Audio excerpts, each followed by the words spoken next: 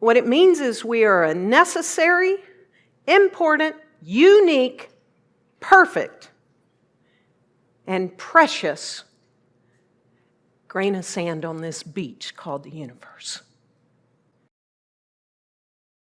So do you know you're part of our online community? Every time you watch us, you belong to CSL Dallas, and we're so happy that you're part of our community. And we love providing you this kind of spiritual message. So if you want to keep seeing this, please donate. You can donate at csldallas.org/give, or you can text 972-954-4404. Be part of our community and sit back and enjoy the message. So all this month we've been talking about this idea, this thought, this truth, this realization of the Christ consciousness and the cosmic self, all month. And today we're going to talk about what is our direct relationship to it. And a lot of times, one of our tenets and one of the rocks in which we all stand on is that of oneness. This oneness that we're all one. We're all one. We're all connected to each other. And that is very important, that we're all one. And it goes beyond you and me being that one. It goes so far beyond that. That in itself is incredible, and it goes so far beyond that. So today we're going to go beyond that.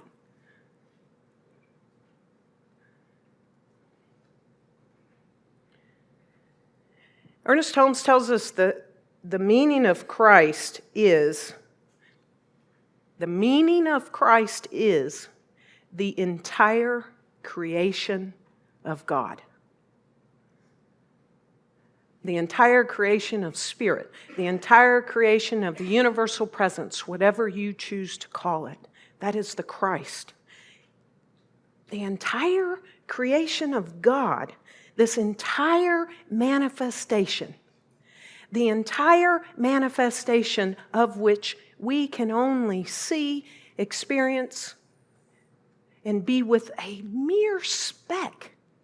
If one thinks about it, like we are with the grain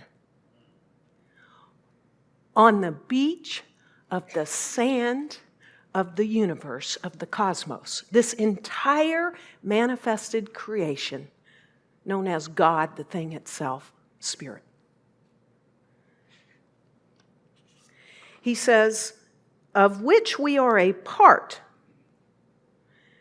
a universal demand, a demand which the infinite makes upon itself that it shall be expressed. That's the Christ. The universe itself is making a demand to express itself. And where is some of that demand expressing itself? That's a real question. Right here. I got one bidder. Do I have two? All right, I got two. Do I hear four? So this Christ consciousness is opening up and knowing that I am one with the divine. Not just you and me. We're talking the whole enchilada, the whole cosmic thing, right? Therefore, that's where we get to this thing called I am the cosmic self. Big S, self. I am the cosmic self. Bring that into your own awareness, your own beingness of the fact that I am the cosmic self. So the question for today is, what is this relationship, this direct relationship with the whole? What is it? What does it mean to have a direct relationship with the whole? Well, the real question is, are we in fact having a relationship? And the reason why I ask that question is, when we talk about relationships, we usually mean two things. My relationship with you. My relationship with you. How many is that? At least two things, right? This relationship.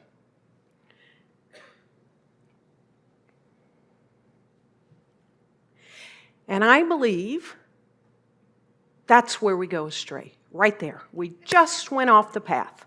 We just tripped off the path. It's not two, it's one. Because we're talking about the absolute. The absolute. And we are it as us. We are it as us. And it's not two, it's one. And that's what it means to be the cosmic self. To be it. One single universe where there's no thing in it separate. No thing in it separate. And that universe is us, and it's us individualized.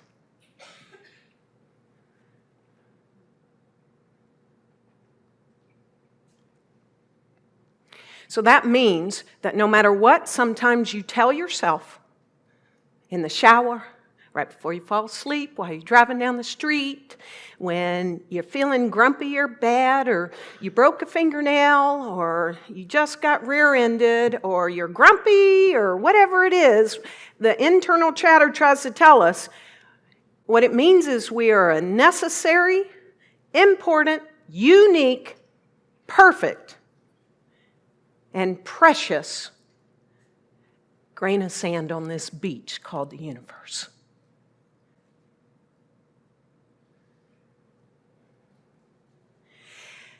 I was thinking about this and I thought, can you imagine in this right here where we are in this moment with this awareness, can we imagine that life itself somehow managed to decide to not show up as the grain of sand on the beach of the universe as a little blue marble called the planet Earth?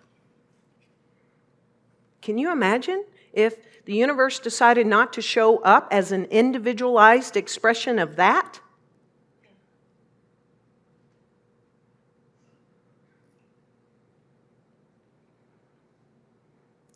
So, as we, not when, as we become aware that the universe, the whole of it, is showing up as me. You are the universe, Deepak Chopra tells us, as it shows up as me when and as we know that more and more and more and more at a, I'm not sure it's a mental level. I'm not sure what level it is. Maybe it's all multi-level. Heart, mind, spirit, soul, body, all of it, the whole enchilada. When we know that the universe shows up as me, individualized, that's when we move from this causal place. Because, I don't know, it's a little easier for me to go, the cosmos knows how to, right? Be causal. That's me. That's you. That's you. That's you. No one's left out of this. And then we're not subject to conditions. You know, those conditions that can come up in our lives once or twice or 100 times a day. Maybe you only get 4. Good. In 24 hours, I'd hate to count mine some days. But these conditions come up. I know then, I am the cosmic self. I am the Christ. All of it as me. Then I'm not subject to conditions. I move from that causality in that moment. And it can happen. It happened in a half a second for me this morning. Bam! Then the pettiness and the smallness perhaps disappears. I love this quote from Rumi. Rumi says, "Stop acting so small. You are the universe in ecstatic motion." Ooh, ecstatic motion. So when we are aware that we are the universe showing up as us, we are not limited. We see things, we feel things, we experience things, we know things from this universal cosmic self perspective. It is a limitless point of view. It moves us beyond the point of view that I suspect many of us look from, be from, play from, love from, work from, serve from. We move as the cosmic self, this limitless self.